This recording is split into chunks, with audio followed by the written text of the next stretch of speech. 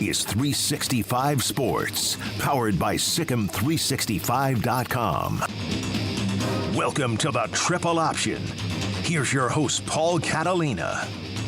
Alongside our good friend, Wacky Wednesday host, Stephen Simcox. Wacky Wednesdays, man. We're gonna turn this into a total FM morning show. Hey guys, you see Joe Coy bomb at the Golden Globes the other night? Man, that was really bad. I need a soundboard. Can somebody give me a soundboard for some zany sound effects? Yeah, we're like, whoa! As a comedian, was that hard for you to watch, Paul? I didn't watch it, so okay. And I didn't watch it live, but I went back and heard about it. Now, Michael Che, who is now, since he's one of the head writers on Saturday Night Live, he's on the board of comedians. Mm-hmm. You know, like the way you think about it. He said, look, and he was very funny about it, but he said he had this great Instagram post where he was like, look, these are thankless jobs. Like usually when you're a comedian, you go out to people who want to see you. At awards shows, they don't care, right? You know, so Joe Coy is not one of them either. So like if it's Ricky Gervais or Tina Fey and Amy Poehler, they're in that club. They have some friends there. Yeah, but nobody wants to do these things anymore because it's completely a thankless job. Mm-hmm. And so they got Joe Coy 2.5 weeks before the thing even started, and he's not even the kind of comic I would think would be good for the Golden Globes. Like, it's just not his style. I think he's a really good comic most of the time. Now, he also threw his writers under the bus, which is something you never do. Mm-hmm. But Michael Che made the point of hey, you can act like you're happy for the guy who won the award when you didn't win it. Right. So why can't you act like you're laughing at the comic? Just give a courtesy laugh. Can you just pretend like you're okay? And or at least don't look just totally reviled by the situation. And then he said, listen, this is why I'll never host an award show unless I am asked. But I think he and Colin did one a few years ago. And so I don't know, it's such a weird thing. And yeah, Joe violated everybody would kind of maybe been on his side until he threw the writers under the bus, and it was like, oh, dude. Yeah. That wasn't the move. That wasn't the move. But yeah, it's weird, and also I don't know if Taylor Swift didn't like the joke or if she was just she was trying to make it seem like, okay. Give a little acting there. Give a little acting. She's the one who understood it, but because he didn't land any other jokes, it just made it look worse. So, and that joke was really early on in the set. So, yeah. It's hard to come back from that. Yeah. So I heard what everybody said about it afterwards. I used to watch award shows all the time, but now I'm just yeah, I don't even know when they're on. I don't know. I don't care. I saw Sunday people were like, hey, the Golden Globes is tonight. And I was like, oh, okay, cool. Yeah, great. Yeah, no, I here's my thing about, it started because they don't recognize comedy movies. Mm-hmm. And very often, and the Golden Globes at least does, have that separate category. But when it comes to, you're not going to convince me in the year that Wedding Crashers came out that there was a better written movie than Wedding Crashers. Right. It's a laugh a minute. Everyone who sees it likes it. The dinner scene alone, can rank up there. You give me I'll put that up with Mr. Smith Goes to Washington, the last scene in that movie. It's so well written and so good. But when it comes to it, no, it wasn't about something that matters. Right. So, we can't nominate it for things. We can't nominate it for things because what if it wins over a movie about, a guy who fell out of a building? And you're like, well, That's true. I mean, I think about movies that stood the test of time for me, like Anchorman. I guess it probably never won any awards. I mean, not anything that would be notable, right? But I can quote that a lot better than I can quote anything else that I've seen in my life. So and sometimes the ones that win adapted screenplay are usually comedies. Mm-hmm. But the Barbie's in that category this year, and Barbie might be up for Best Picture. And I'll tell you, I've seen almost I will see almost all of the ones, unless there's just subject matter. Look, I'm not going to get into this movie. I'm sure it's for other people, but it's just not for me. I watched Moonlight because it was done by FSU grads, and while it was very artistically well done, the subject matter was not for me. Wasn't super relatable for you. Yeah, I didn't get it. So, but I'll watch them. And I saw Barbie, and as a person who appreciates comedy, it's one of the funniest movies I've ever seen. Like it is straight up and down hilarious, and just like fast. A lot of laughs. Yeah, and it's hard. That's hard to do. That's hard. Like, listen, a movie like Beverly Hills Cop to me is a whole lot harder to do than a movie like Rain Man. And Rain Man's great, but like Beverly Hills Cop, where you're like funny the whole time, and I mean, or Coming to America is probably even a better example. Like, you know, Eddie Murphy didn't start getting recognized for things until he did Dreamgirls, which is a drama. And then here's one of the greatest living comedians, and you're not going to give him respect for these hilarious movies he did? Yeah, come on. Yeah, and people don't do comedies anymore unless it's like... Because they're afraid. It typically goes straight to streaming or something like that. Yeah. So we're hoping I saw Anyone But You this week. That was very funny. So okay. Yeah. So I would recommend that. Put that on the list. Okay. Yeah. Yeah. Especially if you're a fan of Sydney Sweeney or Glenn Powell, particularly Sydney Sweeney. I mean, just gonna throw that out there. I mean, what a hot take by Paul. Yeah. Paul thinks Sydney Sweeney's attractive. I didn't say try. I said talented. Okay, talented. Talented. My fault. Talented. She's acting amazing. Multifaceted now. She's done a comedy as opposed to like the super ridiculously heavy dramas that she does, where like really stupid, messed up things happen in them. So, but to that point, okay, I have another topic for you before we get to our college football topics of the day. I hit what I'm gonna call an old man double today.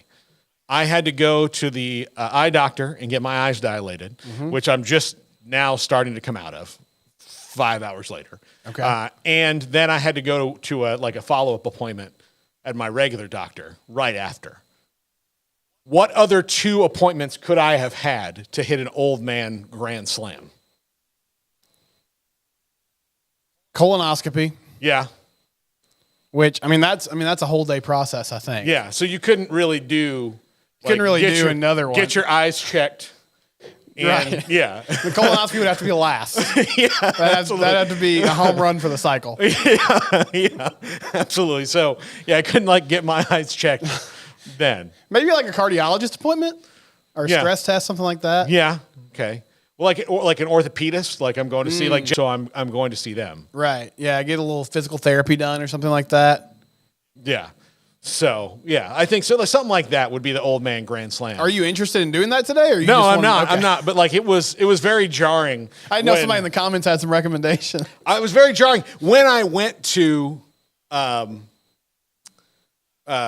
second doctor's appointment. It hit me like, this is what old people do. This is when you call somebody like, hey, like an older friend of yours, and they're like, hey, do you want to have lunch? They're like, oh, well, I got 2 doctor's appointments right around then. You're like, 2? Yeah, my father-in-law, we were over there, we were at his house over Christmas break, and he just, they're kind of minor things, but he's got some things going on. He's trying to get figured out what the root of it is. And so he had a week where he was seeing a different doctor every day. Yeah. He was going to a blood doctor, then he was going to his heart doctor, and I was like, man, this seems intense. Yeah. And he's like, well, I already hit my deductible, so I'm just kind of... Look, it comes for us all, Stephen. Yeah. And here, as a young man, I'm telling you, enjoy it, because today was where it hit the... And here's the thing, eye doctor, I just was a yearly checkup, and I went there, and I paid $50, and then they said, yeah, everything's the same. Mm-hmm. And I was like, oh, great. The only thing that's different is I don't have $50. That's the difference. I could just gave you the $50 and left. Yeah, I could have saved some time. Yeah, I wouldn't have a headache when I'm trying to read my phone. So, anyway, all right, to the topic of the day, or the topics of the day. Stephen, your thoughts on Michigan and what they were able to pull off. TCU beat this. Your TCU Horned Frogs beat Michigan last year. They did. And Michigan took that to heart in a very serious way and did not look back through controversies and different things that they were doing and then had to stop doing and all that, still won. I think they did. I mean, that game a season ago where they lost to the TCU, I don't think they took the Frogs very seriously. I don't think they're ready to play in that ball game. And this year they were a totally different group, and I think that helped. I think weirdly the sign stealing scandal and just sort of all of the – I mean, it was self-inflicted adversity, but it was very clear that Jim Harbaugh convinced that team, people are out to get us. People don't want us to win. They're trying to tear this down. All we have is each other, and they sort of banded together. It's interesting also to have a team that's built like this, because I know Stetson Bennett sort of falls in this category too. But it's funny, Paul. It does feel like college football is still, as much as we talk about quarterbacks, it's the teams that win are still physical, have dynamic skill guys, and their QBs are kind of just dudes that don't make mistakes. I mean, J.J. McCarthy was dumping the ball off. Michigan ran the ball really well. They ran for over 300 yards. They found out early that was what they could do. They didn't really deviate from it. But they had a clear identity, and even with Harbaugh suspended, even when they were trailing in that Ohio State game and against Alabama, they came back and found a way to win. And I know they got a lot of people leaving, and I know Harbaugh's future is kind of in flux too. Mm-hmm. But, I mean, he did what he said he was going to do there, and that's a place that, I mean, Michigan for a while looked like they were going to go the way of Nebraska, and Texas went through this drought for a long time too, but where it was just a bunch of people talking about their past accomplishments, and then Ohio State had passed them up, and then suddenly in the last 3 years, they've totally flipped that on a 180, and now they have a national title to back it up too. And I think it's also big for the Big Ten that they had those two schools there just for the future of the league, because there was a lot of talk this offseason about, well, how can the Big Ten really consider themselves part of the Big Two when they don't put out, teams like the SEC does? And Michigan became one of those juggernauts that everybody fears now. Yeah, absolutely. Now, to your point about quarterbacks in college football, look, the last 2 years was Stetson Bennett, good college quarterback, but, there wasn't exactly a line of 32 teams that are we got to make sure we get this guy. Sure. Alabama in 2020 was Mac Jones, and I think we've kind of seen, he had a really good year, but we've kind of seen what Mac Jones is. Probably shouldn't have been a first round pick, right? Yeah. Now LSU in 2019 was Joe Burrow, so he was. That's a dude. He's a dude. That's a dude. But they also had Jamar Chase, Justin Jefferson. I'm not sliding Joe Burrow. I just mean those might be two of the top 5 wide receivers in the NFL. Yeah. Clyde Edwards-Helaire is pretty good. Yeah. I mean, they just had dude after dude after dude. Yeah, but Joe Burrow, and they had those dudes before he got there. Yes. And Joe Burrow took them to the next level where they hadn't been. So Joe Burrow's a guy. Trevor Lawrence in 2018, that's a dude right there. 2017 Alabama would have been Tua. Tua's a guy. That's a dude right there. 2016 Clemson was Deshaun Watson. Okay. Was this Deshaun Watson? Okay, so there's a dude right there. 2015 Alabama would have been. Is that the Hurts to combo year? Maybe, yeah, I guess so. So I don't know. Anyway, that might have been pre-Hurts. Yeah. So 2014 was that Jacob Coker? No. Yeah, no, that was. Yes, it was Jacob Coker. Okay. Yeah, because he was at FSU in 2013. So yeah, that was Jacob Coker. 2014 Cardale Jones. 2013 Jameis Winston.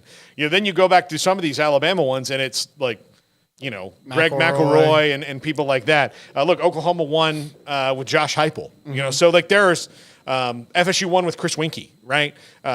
So there's not it doesn't have to be it is about the other guys, and the quarterback has to be good. Miami 2001, which was all dudes. Ken Dorsey, man. Ken Dorsey was the quarterback. So yes, you've got your Cam Newton national championship in 10, and Florida's 2 with the Tebow. 06 was Leak and Tebow, but Tebow was there, and 08's Tebow. I mean, much as I despise everything he stands for, and every word that comes out of his mouth, he was one of the greatest college quarterbacks to college quarterback. But yeah, I mean, LSU won with until Joe Burrow, they won with Mettenberger and stuff like that. Yeah, they won with Matt Flynn and Matt Mock and guys like that. So it's not quarterback is important, and it can certainly push you over the limit, but it's about the guys up front, and it's about the getting it to the guys on the outside and making or if you're Michigan, handing it off to your stud running backs. And it was crazy that Washington was still in that game. I mean, they had multiple possessions where they were down by 7 and had a chance to go tie it up, potentially take the lead. If Harbaugh leaves, let's say he goes to LA or whatever, do you think the Wolverines just promote from within? I mean, obviously that's going to be a highly coveted job. I think it's going to be Sharon Moore. I think, Michigan is all about the Michigan man thing, and when they deviated from that path, they felt it really went off the rails, although they had some Michigan men in there that that didn't work out for them, for a while. But they really like to hire Michigan guys. And Sharon Moore, did a great job while Harbaugh was out. So I think he'll get first crack at it, but I mean, if the job opens up, unless they just give it to Sharon Moore right away and don't interview anybody else, then they're going to have people calling them that they're going to be like, oh, well, yeah, I guess this is how it is. But because they're in such a great spot, it's probably not that big of a deal as it would be before, where everybody in Michigan's kind of accepted this inevitability that Jim Harbaugh's probably going to leave one day, and now he has nothing else to prove there. Right. He's proven it. He's given them their national title again. He's built back his alma mater into what they were, and now he can hand it off to people, people who've trained on the job under Jim Harbaugh, and you can keep it going. Because if this was maybe any other school, any other situation, people would be totally panicked about it. But I don't think Michigan is, and I also think that maybe they're a little bit like, well, we've got some stuff coming down the pipeline that's going to come for Harbaugh anyway. So maybe if he just goes, then that stuff won't be as bad. Maybe a divorce would be good. It is interesting, though, because I agree with you. I think Sharon Moore should be the guy. And also, I mean, I imagine even though there's going to be a lot of turnover roster-wise, those guys are going to definitely request him. Usually the players there want an incumbent, and he would make a ton of sense. But that is a job that everybody's going to call about, like if it does come open. But you're definitely right. If he left, I mean, if he would have left when they were like 9-3 and they were still shuffling QBs around and way behind Ohio State, then it could have been a disaster. But he steadied the ship. He got him to a place now where, I mean, that's one of the top 5 jobs in college football. Yeah. It just if you want to win right away. You know who really wants him to go to the NFL is Ryan Day. Really does. Like that would be. I bet he's calling Jim's agent every day. Like, hey, you know what's way better than Ann Arbor, Michigan? Los Angeles. He's sending them pictures of like AccuWeather forecast for LA. Yeah, just like here's the house he lives in Ann Arbor. It's in a lovely neighborhood and gated and all that stuff. Here's the houses he could live in LA. This one has a helipad. His next door neighbor is Jack Nicholson. Oh, what's better than that? So yeah, I think that would. I think the Chargers.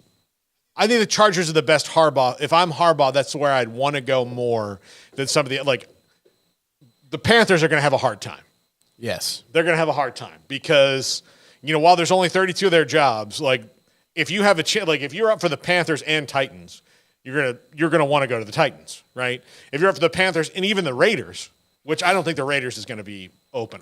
I mean, I think they're going to give that. They should absolutely give that to Antonio Pierce. He's earned it. But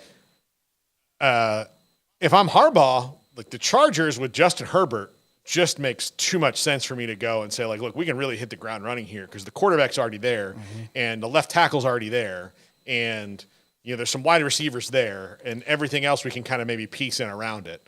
So yeah, they're not very far removed from being good. I mean, it seems like Brandon Staley just made so many mind-numbing decisions that he eventually lost that team. But Chargers makes a ton of sense. And, I mean, Matt Rule well. I don't know what he would say now, but the Giants are also kind of a tire fire of an organization. Yeah. And I know he got an amazing offer from Tepper and the Panthers. But, man, if he was in New York, I just feel like things would have gone much differently than if he was in Carolina. Yeah. I don't even really think he got on the road with them all that far. I think it was Tepper. I mean, it was a great offer from David Tepper, but, like, now you found out that, like, David Tepper has no patience for anything. And, even drunk fans in Jacksonville. So, throwing drinks on them, yeah. Look. I guess when you're in Jacksonville, you got a Jacksonville. If you go visit Jacksonville and you haven't thrown a drink on somebody, did you really go? He's just embracing the local culture. Good for him. He seriously, he threw. Did you ever watch the Good Place? I watched season 1. I didn't watch anything else. He basically was mad at Jason Mendoza. Like that's what he. Dude, you've won. You're in this box and he's down there. You've won. I love that they made Jason in that show a huge Blake Bortles fan. Yeah. As you got to keep watching, keep watching it. When Blake Bortles gets released from the Jaguars, they have to tell him. It's pretty funny. But Anyway, but like I think Harbaugh makes a lot of he makes a lot of sense for LA and the Chargers. I think that they would bring some excitement to an organization that is playing in somebody else's stadium in a city that's not really their city. And there's Chargers fans, but like they haven't been excited since the moment they're like, yeah, well, San Diego, we're right, yeah, they're the second act of Anchorman. Nobody says that about my city, Ron Burgundy. So they, I don't know. I think that makes sense for him. And he's given no indication of like, oh, I'm absolutely going to be here forever. That's never going to happen. It's always, I'm happy here now. Mm-hmm. And Jim Harbaugh, for all that he is not dumb enough to like lie to everybody. Like, no. I've never really been that interested. Like you interviewed with two teams a year ago. Right. Like you interviewed with both the Broncos and the Vikings a year ago. If you weren't interested, then why did you even do that? So, he's clearly been trying to find the right spot. And he was a really good NFL coach. I mean, he was in the Super Bowl. I think he was like 44-18 in his career. Those Niners teams were great. Yeah. Salty defense. They're physical. Yeah. And then he and the top brass got kind of cross and it was over, and then the quarterback situation deteriorated and it was what it was. And so, they moved on. So I think that it'd be interesting to see him in LA with Justin Herbert. I think that would be really good because I think that he would do he did a great job with JJ McCarthy. Like that's JJ McCarthy. I saw a mock draft today from Jordan Reed on ESPN and he's got him in the first round, which I would not like say that. Like I'm not saying he's not an NFL quarterback. Like he certainly seems to have a certain skill set, but maybe it's just because they haven't used him that way. But JJ McCarthy was a high recruit and Jim Harbaugh coached him into living up to those stars. He did. I mean, he found a way to work with him. Like, that is crazy to me. I know quarterbacks are always at a premium, and you always sort of bump them up 1 or 2 rounds organically, but, man, first-round pick for him sounds crazy. Now, when JJ was let loose, like, he could make some throws, and he only lost 1 game in his career, which is amazing. But you never really saw him making a lot of tight window throws, throwing dimes down the field. That wasn't part of what they asked him to do. So maybe in a more unleashed system, though, he could do that. I will say I thought Joe Burrow was a much better quarterback than J.J. McCarthy in college. But I did sort of wonder, like, really Joe Burrow, like, number 1 overall pick? But he's totally proved me wrong, even with, not having that built-in talent that he did at LSU. So it can happen for guys that just maybe don't get to showcase their skills as much because they have such a good team around them. Yeah, absolutely. So, let me go through this. I think they maybe even have him above Michael Penix. And the first 3 picks in this draft by Jordan Reed are Caleb Williams, Drake May, and Jaden Daniels. To the Patriots, by the way. I hope you're okay with that, Garrett. We'll see. And that's your Commanders taking Drake May. I'm all for that. Okay, yeah, that's what he has. And then the next quarterback he has off the board is at 12, Denver, J.J. McCarthy, which that kind of like he seems like a Sean Payton type. He does, yeah. Dude, but yeah, he has him. Yeah, I don't think he even has Penix in the first round here now that I'm looking. So, yeah. And maybe Penix isn't a first-round guy. I don't know. He seemed to make injuries. Do you think that's his injury history, though? Yeah, probably. That's probably the case. So, he's also like 24. I mean, I know it's not the end of the world, but yeah, you definitely see that in NBA scouting. Like, if you're over 20 years old, they're like, get the walker out here. Yeah. Where they think, okay, how much has this guy already reached his ceiling? Like, can we really develop him more than he already is? Yeah. But that's why then you have good like veterans. Like, yeah, he's 24. We need a guy who's veteran in here. We don't need on the job training for trying to make a title run. Right. Like, you never saw the Warriors all that worried about who their draft pick was. No. They usually did well with it, and then a couple times they're like, oh, hey, we just won the title, and because 6 years ago we traded for this pick, we got a lottery pick. What do you know? Look what I found. Yeah, who knew?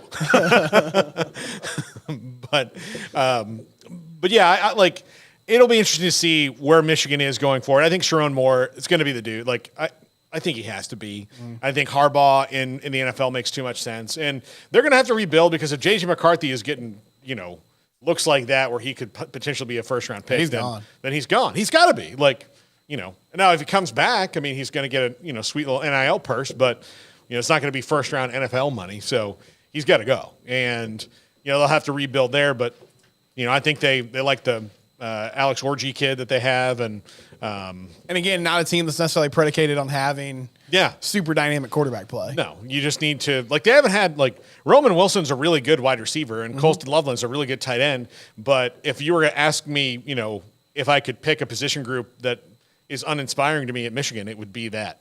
Is wide receivers are just they're guys that run good routes and make catches. If you gave, I just wonder what their passing numbers would be if you just gave Michael Penix, Roman Wilson, and those guys, and then gave J.J. McCarthy, Rome Odunze, Jalen McMillan, and Jalen Polk, who are all first studs, first 3 rounds in the draft guys.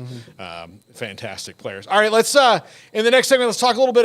There's an interesting portal story about Jordan Mailata, who was the UNLV quarterback, and then he committed to Georgia, and then I guess he woke up in the morning and talked to his dad, and his dad's like, you're not going to probably start there. And then he said, no, I'm going to USC. So we'll talk about that and some other interesting portal news next. This is the Triple Option on 365 Sports. If your business is like most, you need things done quickly. But if you're still tying your critical applications together on multiple shared public networks, you've probably been feeling the slowdown. And that's no good for business. A private UPN fiber network can get you and your business moving at the speed of light. Whatever you need, we can build it. Internet, Metro Ethernet, Waves, dark fiber. We deliver custom private networks and are focused on business customers only. Our next generation 100% fiber optic infrastructure offers you low latency and ultra scalable bandwidth with speeds up to 100 gigabit to run your critical applications. Your connection won't be limiting your performance anymore. It's diverse and scalable, so it can grow and change as your business grows and changes. And with a secure carrier-grade private network, you'll have all the reliability you need. Contact UPN today to learn more. Fast just got faster. This is 365 Sports, powered by Sikkim365.com. Welcome to the Triple Option. Here's your host, Paul Catalina. Thanks to Paxton on the chat room for alerting me to this, but Pete Carroll is expected to not be the Seattle Seahawks head coach anymore after today. He may remain in the organization. Now, he's in his 70s, I think, now. So it's not so much of a surprise that, if he's going to move into an emeritus role there and move on. So we'll see what the Seahawks do. That'll be another interesting one. That might be an interesting one for Harbaugh. Well, no, it won't, because he and Pete Carroll don't like each other. I forgot about that. I forgot about that Stanford USC beef. That's right. Stanford USC beef that then became a Seahawks 49ers beef. So... And that also feels like a really good situation, though. I mean, I guess it kind of depends on what Harbaugh thinks about Geno Smith and what he can do moving forward. But, yeah, Pete Carroll's been there so long, Paul. I think of him as a Seahawks coach before I even think about his days at USC now. Yeah. And those USC teams were that was primetime television. That transcended college football. Reggie Bush and Leinart and all those guys they had. But, yeah, he won Super Bowl, should have won 2. Went through the whole Russell Wilson era. Revived Geno Smith's career. Yeah. Yeah, absolutely. So, yeah, it's, I guess, there's always a weird one that you don't expect. Here we go, horns, on our last topic. McCarthy's not a first-rounder. If he goes in the first round, it better not be the Cowboys picking him. Don't worry about that. Yeah, please don't worry about that. No, they don't worry about that. They've got an MVP candidate quarterback now, and I really hope that this year helps silence the I hate Dak crowd. I think it does for now, but Cowboys QBs are always judged on this weekend and next weekend. Yeah. Well, yeah, and look, if he goes out and does that, then I get it, but no, I don't think. There was a scenario if he had another year this year, like he had a couple of years back, where he threw 20 interceptions, then maybe we're talking about drafting a QB. But he was great this season. So yeah, and I expect him to beat Jack's Packers this weekend. Take that, Jack. Yeah, I expect it. This is me telling him I expect it. This is not Aaron Rodgers anymore. Dak's watching us right now. We expect it, Dak. Yeah, he's a big fan of the show. Burn your own legacy, Dak. Yes. We have spoken one-on-one in all the years I covered the Cowboys 2 times. McCarthy's confused because Dak told him this week he loves the triple option, and so he's going to the coaching staff I guess we got to install some option plays this week. Dak told me he loves the triple option. Yeah. So we're watching Navy film. Yeah. Interesting transfer portal story. And this happens a lot. Like I've seen it happen a ton. Like a guy committed from Marshall, committed to A&M, and they flip to somewhere else. Mm-hmm. Like they make their decision, and I think they do because they're fresh off. I think you should never make your commit on a visit. But Jordan Mailata, who had a really good year for UNLV at quarterback, and obviously could bank that into a P5 opportunity. He initially committed to Georgia, which made no sense. Garrett and I talked about this. It made no sense in that, look, you were the starter at UNLV. Mm-hmm. You're going to Georgia. You're not going to be the starter there unless Carson Beck gets hurt. And even if he gets hurt, if you want to be the starter for longer than a game or two, he's got to be really hurt, like out for the year hurt, because as soon as he comes back, he's the starter again. Unless you turn in a Dak Prescott retiring Tony Romo type performance, which is pretty hard to do. That's a pretty rare thing, that the backup comes in and, retires a guy. I know Noah Fafita did it at Arizona this year, but I don't think he was actually climbing that tall of a mountain. So. Well, especially in a place like Georgia where, they just signed a 4-star quarterback. They have a 4-star quarterback waiting on the route. Like they have all these dudes. And they know they're going to be great. Like you would have to go in there and just light practice up in a way that Kirby Smart would go, well, okay, I guess you're the guy. Carson, thanks for your service, but the transfer portal is wide open. And I don't think that's the case. And that Carson Beck got way better as the season went on. Mm-hmm. And you see where he's going to be. Carson Beck and Quinn Ewers to me are probably the 1 and 2 quarterbacks coming back for next year that will be the most sought after when it comes to the NFL draft. So, but then he woke up in the morning and I think talked to his family and they're like, I understand that you liked Athens, but if you want to have a better shot to play, look, Miller Moss has this one great game, but it will be an open competition at USC, even though he's in the lead as it stands right now.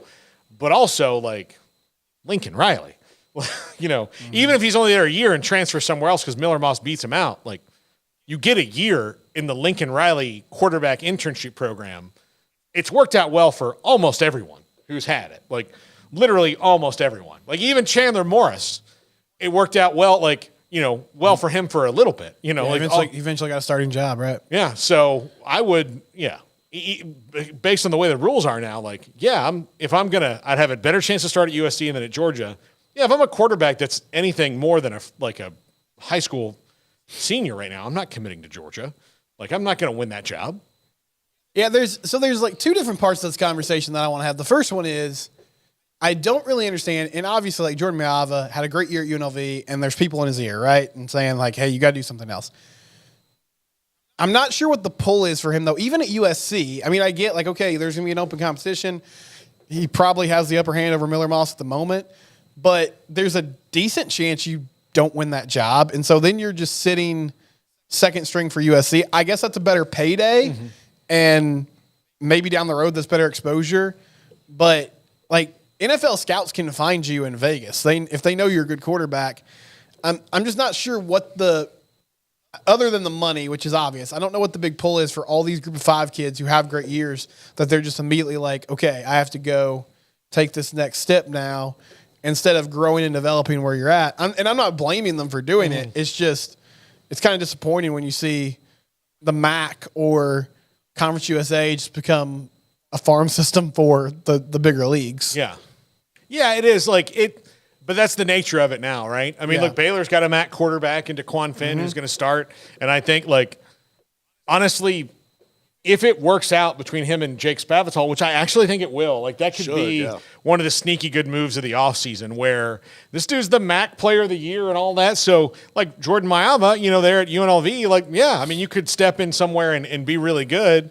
And it is strange to me that, look, Lincoln Riley taking Caleb Williams with him from Oklahoma to USC made a ton of sense. But Lincoln Riley needing to go get portal quarterbacks was really a shock to me that Malachi Nelson and Miller Moss aren't going to fight this thing out. That was surprising to me. And Malachi Nelson's off to Boise State. Yeah, Boise State. Which I think is just probably a bit sometimes your vibe is not USC. Right? It's maybe so, yeah. There's and you go to Boise State and you feel more like this is a place that fits me a little bit better.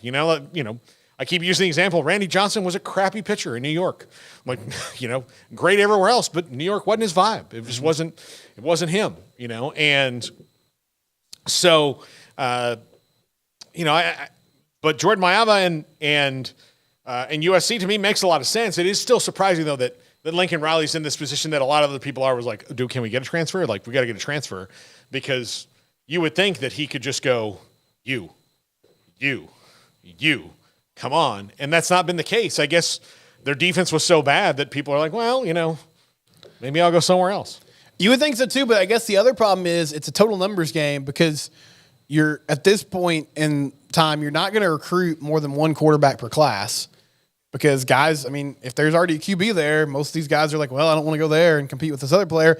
And then whereas, used to the formula was, all right, you sit for a year, maybe 2 years, you learn the ropes. Now it's like, if I don't touch the field in year one, I got to go somewhere else. And it's just bizarre. And maybe that's Lincoln Riley has to do a better job of communicating expectations because, we see other programs do this well and have more of a pipeline. But it feels like if you're going to get the 5-star, 4-star guys at that position specifically, they almost have to play immediately or you risk losing them and then you have to backfill with other portal quarterbacks. It's why Ohio State has Will Howard right now instead of, plug in QBX. Yeah. Well, and look, it's why Dylan Raiola is going to Nebraska. Like, Nebraska didn't go and get a portal quarterback. Like, I think they probably will in the spring. Yeah, they need something to hold over. Back up, like, just as an in case. But yep. Right now, I would say that the guy who's getting the majority of the first team reps in the spring is Dylan Raiola because he is a program changer potentially for you, and you got him because the same thing we're talking about at Georgia. He would have had to wait there no matter what, and then here he can go to Nebraska, which is his legacy anyway, and maybe be the guy who brings them back. So that's and Matt Rule also has never in his entire coaching career at any level had a quarterback that's as sought after as Dylan Raiola. Right. Well, in Arizona State did the same thing. It didn't work out super well from a win-loss perspective, but Jaden Rashada was there. Well, he wasn't even supposed to start at first, and then they had injuries, and and they just put him in there, and so it kind of worked out. And now they have him at least in the building. And Arch was such a different case because his family obviously was like very much understanding of, hey, we don't really want him to play right away. Like we get the vibe here, and Texas did a good job of recruiting him. But I do wonder if it's more important now for these guys to just be like, well, I just want to play. Yeah. I don't really care what it is. I just want to play.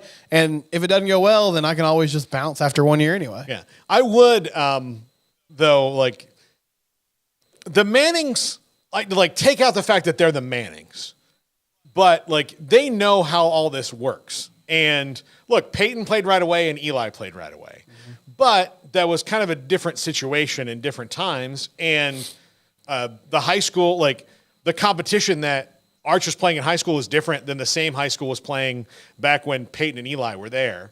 And so I think they did know that, like, listen, Arch is one of the best players in the country. We know that. But we also know that the next time he plays against a 5-star player like himself will be the first time. And that was a big deal. Like, we heard that a lot from Mike Scarborough. It was like, look, this kid goes and tears it up, but I don't really know like how ready he is to be at that level because he's not playing other prospects like him. Yeah. He's not once doing it because this is the division that they're in and they're just kind of coasting through things. And yeah, he's great, but he's never seen a 5-star defensive end coming at him to try to get him. That's where, there are guys that, if you played at Duncanville, you practice with those guys every day. You play at Cedar Hill, you play like Duncanville and Cedar Hill play every year. You played against them where like I remember watching a Duncanville Cedar Hill game on like the Fox Game of the Week a few years ago, and then like going onto like recruiting websites and literally seeing everyone like that was on the field with sites. Offers. Like everyone had offers, and like the worst one was like, Dave Simmons, Boston College. like the worst one is still an ACC school. Like that's the worst offer you gotten was BC. So that was the thing about that. So I think more people should look like Arch Manning and go, look, it's maybe not realistic like to play right away. And sometimes you're like, I don't think they also, because kids are better at weightlifting now, like schools are better at that. They don't know the difference until you get there. But you can ask any college athlete you've ever met about how you felt when you were a freshman walking out of campus and then looking and going, oh, that's what a grown man is. Like, that's different. Like I'm, you watch this guy's bench and like go throw up 305 with no problem, and you're like, all right, how about a 45 and a 25 there, coach? Let's ease into this. It's different for everybody. So, yeah, I think sometimes that year, and that's what we're kind of losing, is everybody wants immediate satisfaction. Sometimes that year is really good. Like Malachi Nelson, hope that year's really good for him and it works out for Boise State. But, did you expect that you weren't going to be in at least, like before you've even played at all, a position battle? Like, sure.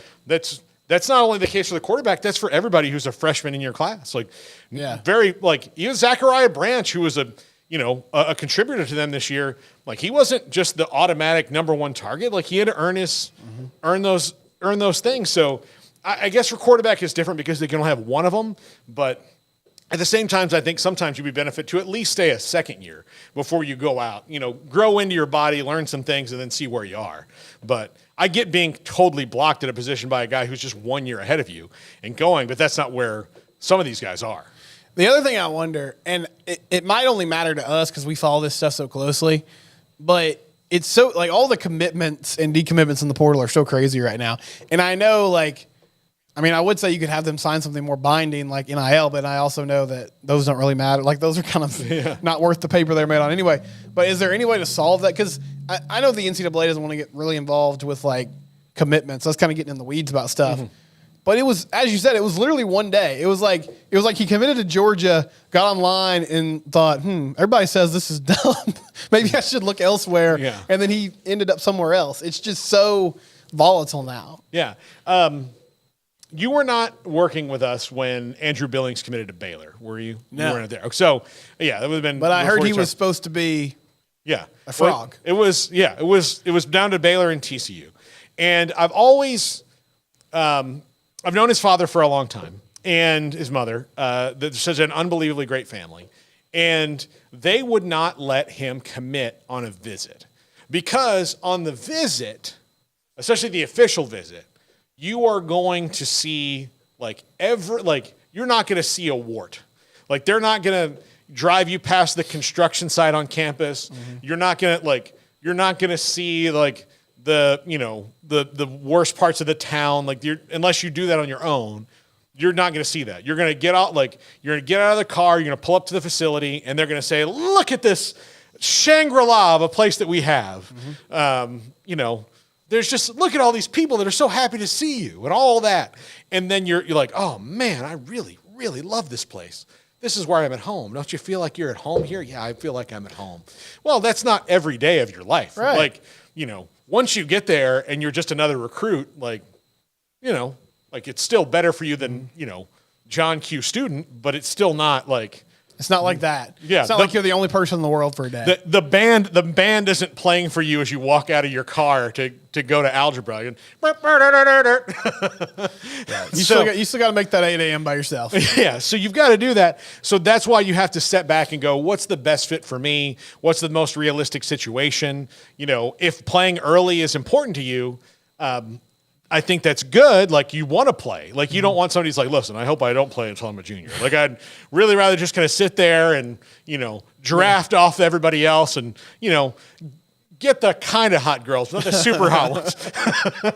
I have realistic expectations. Yeah, but I want to go and play, but you also need to know that when you walk in and, the quarterback, again, it's like Carson Beck. I mean, I know you've watched him on television. I appreciate you're confident, but let's be realistic here. Georgia does not have an open spot for you. They have open spots for the guy after Carson Beck. And if you're fine with that, great. But if playing right now is important, then you have to think about what's best for you playing right now. And this is are you really ready? That's the other thing I think that a lot of people don't know, because when you're a 4 or 5 star quarterback, you're the best athlete in your whole high school. You're the best athlete maybe in your town, maybe in your region or your state. Right. So it's hard for you to hear you're going to be good, but these guys have been doing it at a level that, that you don't have. Maybe your school has a good strength coach, but, he's not with you, eating 3 meals a day like they are now. Mom will still go home and feed you hamburger helper, where the strength coach would never let you have that, Well, and I think one misconception people have is everybody says, oh, well, this generation is just so soft. I get the sentiment there, but I also think, I was reading in The Athletic, they did an anonymous questionnaire with a lot of the guys at the Under Armour All-American game. And, of course, these are the top of the top, right? Yeah. But they're talking about this is how much money I got offered when I would go on a visit or I got an offer from a school. I'm getting 6 or 7 calls from all these different recruiting sites wanting to know what my decision's going to be. As you said, you're probably the best person in your town, probably your district. You're hearing from everybody what you're going to do. Once you commit, you're hearing from everybody, oh, man, this school needs you. They need your help, blah, blah. And so, yeah, it's natural that at 18 or 19 you'd think, well, why am I not on the field? And as a player, especially if you're at a place where a team's struggling, you're probably like, well, I could do this if I was on the field. But it's hard to, reel that back into more realistic. And I'm not even saying that's what's happened with Manava. It just seems like he had a good year and he was looking for greener pastures, which is totally understandable. But I don't even at USC, I think he's in definitely a better situation than he was at Georgia, but I'm not sure he's going to start now. And so that's kind of a crazy thing to give up your starting position, even if it's a lower level, to go somewhere else where you're going to have to compete for that same spot. And look, if you're going to go if you're going to compete, I'd rather compete with Lincoln Riley as my coach. Sure. Yeah. I would rather do that because, the proof is, and Lincoln Riley and Cliff Kingsbury, that should be QB heaven. QB heaven. These guys, Johnny Football, Patrick Mahomes, Baker Mayfield, Jalen Hurts, Kyler Murray, Caleb Williams. That is a litany. Not to mention, other guys that they've coached that have had decent college careers, like Tanner Mordecai, who went on to a good career at SMU, and he had a nice finish at Wisconsin, even though they lost that game. That last drive was really painful. He carved LSU up, though. But he carved LSU up. But he did. And then, Spencer Rattler had a nice career. Other guys have gone on to have, pretty good little careers other places, too. Right. And, yeah, that's where I'm going. I'm sure Malachi Nelson will be ahead of the curve at Boise State because he had that year with Lincoln Riley. Mm-hmm. He's in the room, and Cliff Kingsbury's there. So, you've got a system there that, to me, I'm a quarterback. I pretty much that's my first choice if they're calling me. No, and I know that their defense has been terrible, but you're not playing defense. You're just trying to score. I'm just trying to score and then get drafted number 1 overall. That's the other thing. Baker Mayfield, number 1 overall. Kyler Murray, number 1 overall. Caleb Williams, at worst, number 3 overall. At worst, he'll be number 3 overall, and he'll probably be the first pick. He probably will be the first pick. So. Yeah, Caleb had a real tough year, and he lived in Penthouse and is now going to be the number 1 pick in the draft, probably. Yeah. And, there was a tough year because the answer to every question was Caleb, you got to go. We're down 3 touchdowns. You need to go score 4 touchdowns. Yep. All right. Give me a sip of Gatorade. Here we go. Hey, when I score that 4th touchdown, will you guys not give up another touchdown? No. Can't make any promises. That's not really our thing. So I need really 6 touchdowns. Yeah, probably. I just didn't want to freak you out. Also, don't score too fast because we don't like being on the field that much. Yeah, so just, these guys are winded so quick. Right now, this guy's getting water. He got tired picking the bottle up. I don't know what's going on here. All right, when we come back, are there some college coaches out there with some of these NFL openings, not Jim Harbaugh, that you think the NFL would be interested in? And Lincoln Riley might be one of them. This is the Triple Option on 365 Sports. If your business is like most, you need things done quickly. But if you're still tying your critical applications together on multiple shared public networks, you've probably been feeling the slowdown. And that's no good for business. A private UPN fiber network can get you and your business moving at the speed of light. Whatever you need, we can build it. Internet, Metro Ethernet, Waves, dark fiber. We deliver custom private networks and are focused on business customers only. Our next generation 100% fiber optic infrastructure offers you low latency and ultra scalable bandwidth with speeds up to 100 gigabit to run your critical applications. Your connection won't be limiting your performance anymore. It's diverse and scalable, so it can grow and change as your business grows and changes. And with a secure carrier-grade private network, you'll have all the reliability you need. Contact UPN today to learn more. Fast just got faster. This is 365 Sports, powered by Sikkim365.com. Welcome to the Triple Option.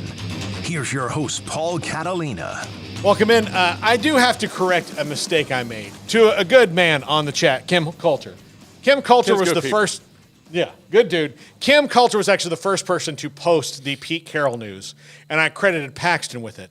So, Paxton, listen, in the field of competitive journalism, even when it comes to chat rooms, you should say, first heard from Kim Coulter, first reported by Kim Coulter, Pete Carroll out at Seattle. So, and Paxton and Kim are like Woj and Sham, just going back and forth on the Sick'em chat. Yeah. So, from the chat from Paxton, he's a Titans fan. He said there's a push among Titans fans for Steve Sarkisian. And I think Sark would be probably a pretty good NFL coach at this point. He's been there before. He was into the Falcons for a little while. So that would be interesting. I think Lincoln Riley is eventually going to be an NFL coach. I don't think that's in this cycle. But I do think that's going to happen before he turns 45. Like, I think he'll be an NFL coach. I think you can maybe get away with the way he has been a little cagey in the NFL better than you can get away with it in college. I mean, I could definitely see a scenario where, okay, we'll hire you, you're quarterback guru, play caller extraordinaire. Here's 3 guys that you could hire as a defense coordinator. Yeah. And you need to stay out of their way and try to make their life as easy as possible. Yeah. And I feel like he could do that. Well, that's what I think that's what the Cowboys have done with Mike McCarthy, and he's got a Super Bowl. And I think McCarthy's like, great, super plan. This is, I didn't realize life could be this easy. But that you have to have somebody you can work with well, because if you're going to just cede control and just be kind of in the meetings, you have to be able to work well with that person. I don't think it worked with Cliff Kingsbury all that well. Of course, also I'll say this. That's not a great ownership group in Arizona either. So I mean, Cliff also never had Cliff never had this kind of success as a head coach in college. No. That was part of the reason it was so strange. It was like he got fired by Tech, and then Arizona was like, "That's our guy." Yeah. And I mean, I get it. It was all based on he's innovative, he's the offensive guru. It was kind of that plan I just laid out. I was like, all right, we'll let him do that. But Lincoln has more of a track record of putting together teams that can make it happen, even with some porous defenses at times. Yeah. So Alan says most people want someone from the 49ers organization in the chat. Yeah, I mean, people are going to, or people who've been there, like Bobby Slowick, who was on the 49ers and is with the Texans now, people want him because of the job he's done with C.J. Stroud in year one. So that'll be interesting. I think, looking around, like, there is a dividing line now, and like Matt Rule was kind of it, I really thought he was going to be a good NFL coach, but again, I think he probably would be again if he ever went back there. I don't think that's going to happen because of how poorly it went in Carolina, although the last year has maybe vindicated him somewhat, little bit. Yeah. Because of David Tepper somewhat. Again, you still have to coach the players you're given, but I think that, I say vindicated somewhat. I think it vindicated him a lot, but like he's now in a spot where, look, you scratched that itch. It's not probably what you wanted, and you can go back and do something that you're really in your lane. I'm not sure what the next wave is. I do wonder if guys will be more open to it now, because for the long time, at least kind of the company line was, well, I don't want to deal with not being the boss, having to, have players that are my peers and that I can't, really control their lives as much. But now, that's college football too. It's also really. Wouldn't you rather have a 29-year-old guy who you feel maybe more on the level with than a 19-year-old? And support that's more used to this kind of structure with more regulations and rules. Yeah. But I'm not sure who the hot name is. Like Matt Campbell, that seems to have trickled out, right? I know James Franklin has come up at times, which I could see that. I think he'd be an interesting NFL coach. From a culture standpoint, that makes a ton of sense, even though he's not necessarily like play caller guru type. Yeah. Guy. But as far as like most of the NFL head coaches are administrators. That's what they are. And so I think he would do well with that. And again, like I think you'll see more guys who are position coaches go to the NFL because like if I can be the wide receivers coach at Alabama, I can probably be the running backs coach for the Dolphins, and then I can work my way up in the NFL that way. So those kind of things. I think you'll see more of it because again, like there's a lot of guys who got in this business not not thinking this was part of it. And if you're just going to have to deal with, contracts and negotiating and stuff like that, wouldn't you rather just do it where you can go and somebody else really even does, like the general manager and the owners all do that for you? As like the only time that an NFL coach has to talk to a free agent is when they're on their visit. That's it. Like, make the pitch on what your deal is for them, have a stake, and then go on. The money thing comes in later because you don't have to say that because, like it doesn't any head coach that's not a GM when they ask him about a contract situation. It's like, well, we hope it gets worked out. Like, right. All he has to go in is like, hey, would you please get this done? Because I'm tired of hearing about it. But he doesn't have to like. He doesn't have to crunch the numbers. Yeah, he's not like in his office going like, okay, if we cut this guy and then renegotiate this guy, it's all done. As opposed to college head coaches, which do have people doing that for them, but then like, he like the go between too is like the head coach in college is the one who's got to call the collector and be like, listen, I really like, I'm not going to send, if I want a 5-star quarterback that we've got to pay for, I'm not going to send one of my assistant coaches to go ask for that. I'm going to do it myself because otherwise I'm going to alienate the money people. Does a guy like Jed Fish move the needle? Because, he's got the NFL experience. You saw what he was able to do with Arizona, who has been abysmal at football forever. Yeah. And it's right now, it's a hot name. It's as this business works, is what have you done for me lately? What he's done lately has been pretty damn impressive. Yeah. I think he's going to be one who's going to be on their radar soon. Because of that. I don't know if he moves the needle. I'm not sure that matters as much in the NFL, though. Like, I think a lot of times they just make these hires and they're like, okay. I think Ryan Day is someone that the NFL will look at. Yeah, I could see that. Yeah. But I like that idea, Garrett. The two guys I thought of that I would give calls to, I don't think they're on the radar on the list, but Lance Leipold and Kalen DeBoer, like small college former guys that have built programs and then have proven they can do it at this level too, and just seem to have like a pretty tried and true culture shift that works. Like, that's kind of what you need. As you said, it's a really an administrative position now. That's what Jimmy Johnson was, right? Like Jimmy Johnson built things from the top down, really well. But like he Oklahoma State at Miami, like he just built a culture really well, and they just knew how it was. So like and Pete Carroll same way. Like that's he was at USC and look he had to go in the NFL before he was back at USC and successful and not. That great of head coach. I think he had a 10-win season in New England, and they let him go.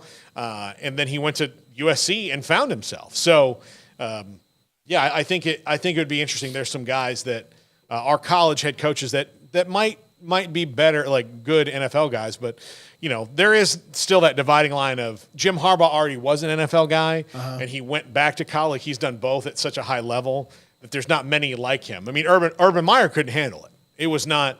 Urban Meyer thought you can go and rule with an iron fist like you did in Columbus and Gainesville and not have to worry about it. But, like, you embarrass a 33-year-old man in front of his teammates. Like, it's different. Yeah, that permeates the locker room a little bit more. Yeah, it's different. When the quarterback makes more than you, it's different. You're not the highest paid guy in the building. And so, like, there is a different thing. So, before we go, could you see any scenario, which I guess we haven't heard any Patriots news yet, right? Like, everybody kind of thinks Bill's out, but that hasn't happened. And I imagine he would get reassigned to like some sort of front office role. Well, he is the GM too. Has been since 2000. If he gets relieved of all duties, could you see a scenario where he would look at college football, or do you think he's just such an NFL guy that he's an NFL guy? Okay. Plus, he's like so close to Shula's record. He's like 15 wins away. So that's 2 mediocre seasons in another spot that he could get that and then, retire. I would see I think the Chargers, to me, if I'm Bill Belichick and Jim Harbaugh, that's where I want to go. So I'm Bill Belichick and go, look, I've got Justin Herbert. When I had Tom Brady, everything was better. He's never really going to admit that out loud. Of course, he doesn't really admit things out loud. Ever. I know he has a dog, but do you think he's ever told the dog, I love you? Like, hey, buddy, you're such a good boy. He just told him good job, kind of dapped him up. Yeah. That was excellent work on the walk. I appreciate your efficiency. It was a good spot you picked to go to the bathroom. we're just trying to win every day. Barking at the kids was not great. Not great, but we'll work on that. We're getting back in the film room. We'll look at it. Yeah. We'll read the books, read the dog training books again. Yeah. I'm just concerned about, day-to-day operations here. I can't worry about the rest of the park, So, I do see, like, I know that, like, people are like, oh, well, David Tepper will hire him there. I'm like, yeah, that's not going to end well. So, no, I think Belichick's going to coach again. I don't think he wants to go out on, being proven wrong that, like, it wasn't all him. Yeah. So, because he was the dude who found Brady, right? Mm-hmm. That's it. He found Brady, and it worked. But then, and those first few Super Bowls were, defensive teams. Yeah. And then it became Tom Brady's team. Yeah. Then it became Tom Brady's team, and it was like, oh, okay, well, I don't know if he ever really, like, wrapped his arms completely around that, and that, like, oh, well, this has changed. Like, Tom has gotten better and better and better, and now, oh crap, I've got the greatest quarterback of all time. Oh, he doesn't want to retire, but let's not do it here. Yeah. So, and then when Tom goes and wins one in Tampa, I think that was just last straw. Yeah. That was the end of the Patriots dynasty right then. Like, it was but when Tom Brady left, but like when you're like, oh, okay, well, yeah, it was about Tom, especially later on. It was about Tom, right? And what they were doing. All right, Steven, thank you so much. Have a wonderful week, Paul. buddy. We'll see you next week. Appreciate it. We're going to start talking a little basketball, a little hoops, which I know you're a big fan of. Let's go. Let's hoop it up. Yeah. Steven's going to give us an NBA update every day because he's yeah, I can do that. He's just a quick, rapid NBA look. NBA 10 seconds. 10 seconds of NBA. We don't really have a lot of NBA fans that watch, but you're one of the best NBA guys I know. So thanks, Paul. Yeah, absolutely. All right, thanks to Garrett. We're back on the show. We've got today on the show, it's pretty exciting. It's the Earl Campbell Award in Tyler. We're going to have Ollie Gordon on the show today, and we're going to have Jalen Milroe on the show today, scheduled to be on. So that should be really exciting. We had Caden Salter yesterday. He was a fun interview. He was good. But yeah, I'm really looking forward to talking to both those guys, particularly Milroe. Milroe, like, just the way that he, like, rose from the ashes after that, getting benched. And, like, there are Saban guys and there are Saban guys. Like, Amari Cooper is the most Nick Saban guy I've ever met in my life. Like, if you talk to Amari Cooper, you're like, oh my God, he certainly is a Saban dude. And I mean, there's a lot of them, but I think Jalen Milroe was against Texas, like 80% in on Nick Saban, benched against USF, and then converted to like a Saban guy of like, this is how I have to do things. Maybe I should listen to this dude who's the greatest college coach that's ever lived. And we all live and learn. Yeah, we do. All right, that's going to do it for us. We'll see you in an hour, everybody. This is the Triple Option on 365 Sports. If your business is like most, you need things done quickly. But if you're still tying your critical applications together on multiple shared public networks, you've probably been feeling the slowdown. And that's no good for business. A private